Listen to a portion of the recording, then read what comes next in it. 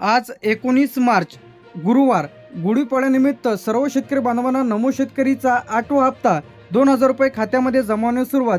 ज्यांना कोणाला आलेला नसेल तर अशाने व्हिडिओ शेवटपर्यंत बघा. गुढीपाडव्याच्या सर्वांना शुभेच्छा. तर आता नमो शेतकरी महासंबंधित योजनेचा 8वा हप्ता आज 19 मार्च गुरुवारी अनेक लाभार्थ्यांच्या खात्यामध्ये इथं जमा होत आहे.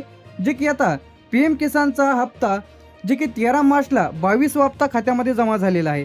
त्या पाठोपाठच आता नमोचा हप्ता गुढीपाडव्यानिमित्त ज्या शेतकरी बांधवांनी KYC पूर्ण केलेली आहे PM किसानची, तर अशा शेतकरी बांधवांच्या खात्यामध्ये 2000 रुपये आज जमा होण्यास सुरुवात.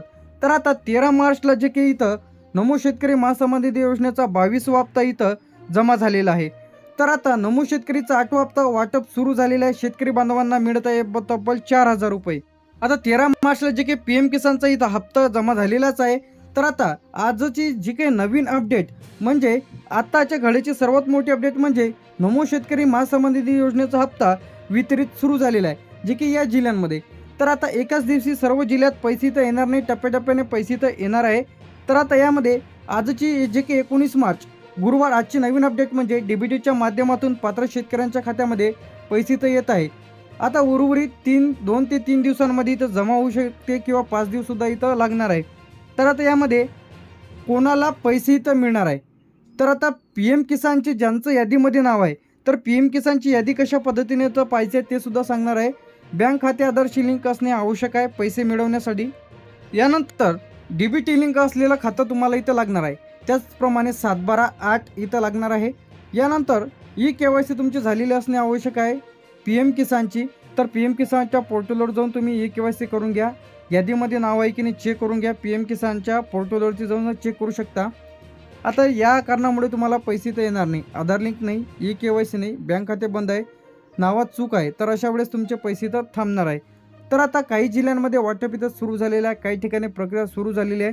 उर्वरित जिल्ह्यात यामध्ये पुणे, नाशिक, अहमदनगर, तर आता या जिल्ह्यांमध्ये पैसेचं खात्यामध्ये येत आहे. काही जिल्ह्यामध्ये पेंडिंग आहे. तर आता सर्वप्रथम पुणे, नाशिक, अहमदनगर, छत्रपती संभाजीनगर, जळगाव, कोल्हापूर, सातारा, सांगली जे काही इथं 2000 रुपये जमा होण्यास सुरुवात झालेली आहे.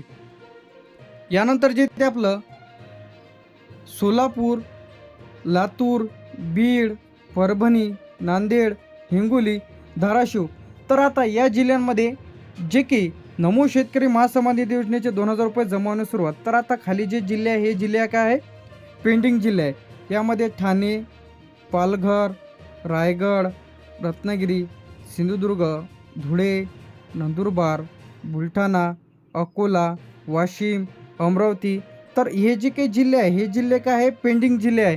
तर या जिल्ह्यात लवकरच 3 ते 4 दिवसात इथं जमा होईल. यानंतर इथे आपलं अमरावती झाल्याच्या नंतर इथे आपलं यवतमाळ, नागपूर, वर्धा, भंडारा, गोंदिया, चंद्रपूर, गडचिरोली, तर या जिल्ह्यांमध्ये 2000 रुपये जमा होण्यास सुरुवात. नमो शेतकरीचा 8वा हप्ता.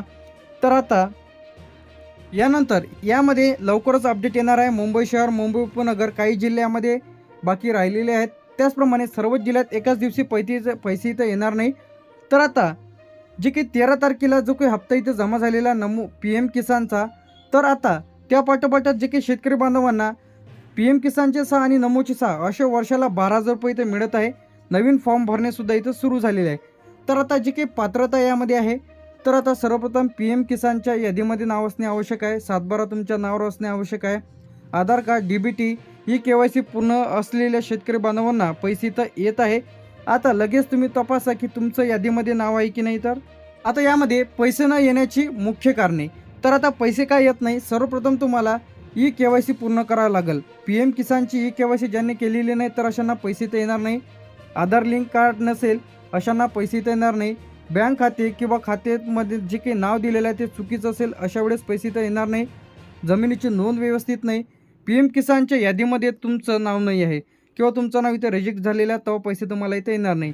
यांसाठी लेखी अर्ज इथं घेऊन आलेलो. तर आता तहसीलदार साहेब, कृषी अधिकारी, नमो शेतकरी योजनेचा हप्ता न मिळाल्याबाबत, तर आता महोदय जे की तुम्हाला तुमचं नाव इथे लिहायचं आहे, राहणार, गाव, तालुका, जिल्हा.